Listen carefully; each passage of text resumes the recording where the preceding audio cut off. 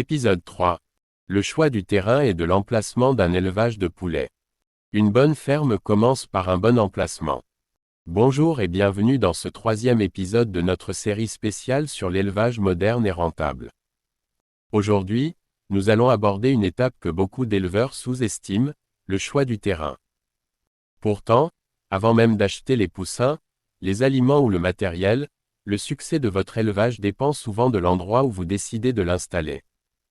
Un mauvais terrain peut entraîner des maladies, des difficultés d'approvisionnement, des problèmes de voisinage et des pertes financières importantes. À l'inverse, un bon emplacement facilite la gestion quotidienne et améliore considérablement la rentabilité de l'exploitation. Pourquoi le choix du terrain est-il si important? Imaginez deux éleveurs qui démarrent avec le même nombre de poussins, le même aliment et le même budget. Le premier construit son poulailler sur un terrain sec, bien ventilé et facilement accessible. Le second construit sur un terrain humide, difficile d'accès et proche d'autres élevages contaminés. Quelques mois plus tard, les résultats seront très différents. Le terrain influence directement la santé des volailles, les coûts de production, la biosécurité, la croissance des animaux, le confort de travail, les bénéfices de l'éleveur. Première règle, choisir un terrain sec. L'humidité est l'ennemi de l'élevage. Un terrain marécageux ou inondable favorise les maladies respiratoires, les parasites, les bactéries, les mauvaises odeurs, la dégradation rapide de la litière. Après une pluie, l'eau ne doit pas stagner autour du bâtiment. Privilégiez toujours un terrain légèrement surélevé permettant un bon drainage naturel. Deuxième règle, évitez les zones inondables. Chaque année, de nombreux éleveurs perdent des milliers de volailles à cause des inondations. Avant d'acheter un terrain, interrogez les habitants de la zone. Vérifiez l'historique des inondations. Observez le terrain pendant la saison des pluies. Une ferme inondée devient rapidement un foyer de maladies. Troisième règle, respectez les distances sanitaires. La biosécurité commence par l'emplacement. Évitez d'installer votre ferme à proximité d'autres élevages avicoles, près des marchés à volailles, à côté des abattoirs, près des décharges publiques. Ces lieux augmentent considérablement les risques de contamination. Plus la distance avec les sources potentielles de maladies est grande, plus votre élevage sera protégé. Quatrième règle, avoir accès à une eau de qualité. Sans eau, il n'y a pas d'élevage. Une poule peut survivre plusieurs jours sans aliments mais très peu de temps sans eau. Avant toute installation, assurez-vous de disposer d'un forage, d'un puits sécurisé, d'un réseau d'eau fiable, d'une capacité de stockage suffisante.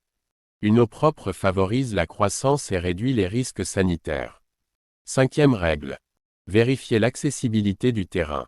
Les aliments, les poussins et les clients doivent pouvoir accéder facilement à votre exploitation. Posez-vous les questions suivantes. Les camions peuvent-ils accéder au site? La route reste-t-elle praticable pendant la saison des pluies? Les fournisseurs peuvent-ils livrer facilement? Un terrain isolé augmente les coûts de transport. Sixième règle.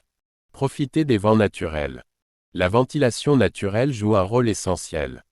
Le bâtiment doit être orienté de manière à profiter des courants d'air naturels sans exposer directement les animaux aux vents violents. Une bonne ventilation permet d'évacuer l'humidité, de réduire les odeurs, de limiter les maladies respiratoires, d'améliorer le confort des volailles. Septième règle, prévoir suffisamment d'espace. Une erreur fréquente consiste à acheter un terrain trop petit. Au début, tout semble suffisant. Mais quelques années plus tard, l'éleveur souhaite agrandir son exploitation. Prévoyez dès aujourd'hui de futurs bâtiments, une zone de stockage, un espace pour les véhicules, une aire d'isolement sanitaire, un local pour les équipements. Pensez toujours à long terme. Huitième règle, tenir compte du voisinage. Un élevage produit du bruit, des odeurs, de la circulation. Installer un poulailler trop proche des habitations peut créer des conflits. Respectez une distance raisonnable avec les maisons et informez les riverains de votre projet. Un bon voisinage facilite le développement de votre activité. Neuvième règle, sécuriser le terrain. Le vol représente une menace dans plusieurs régions. Le terrain doit permettre l'installation d'une clôture, d'un portail sécurisé, d'un éclairage extérieur, d'un système de surveillance si possible. La sécurité protège vos investissements. 10e règle. Vérifiez les aspects administratifs.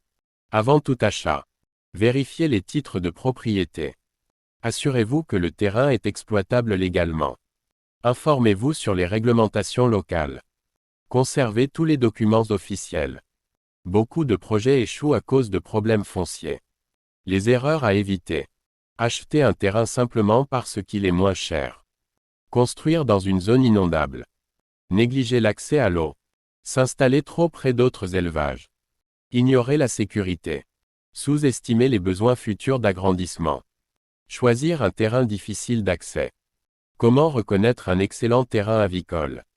Un excellent terrain est sec toute l'année, bien drainé, facilement accessible, éloigné des sources de contamination, alimenté en eau de qualité, suffisamment vaste pour l'avenir, facile à sécuriser.